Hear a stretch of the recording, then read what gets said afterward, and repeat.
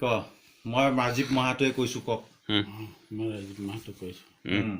মই অইলৰ চাকৰি নামত এইপিনে চোৱা নাই চব মই অইলৰ চাকৰি নামত হয় কওক মই অইলৰ চাকৰি নামত যিখিনি লৈছোঁ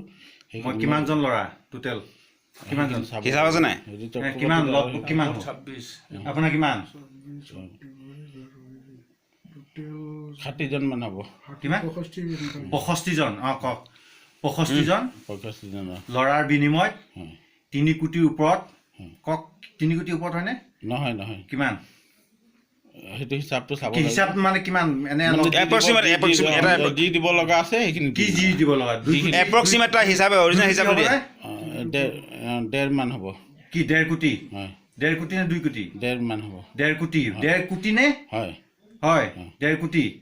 টকা লৈছিলোঁ হয় যদি চাকৰি দিব নোৱাৰো ঘূৰাই দিম হয়নে আপুনি কি কোনে কৈছে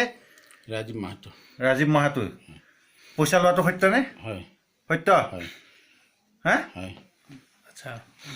সঁচাই কালি পইচাটো ঠিক আছে কালি পইচা দিবা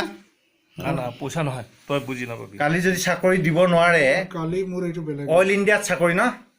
অইল ইণ্ডিয়াত চাকৰি হয় ঠিক আছে ঠিক তো কি হ'লে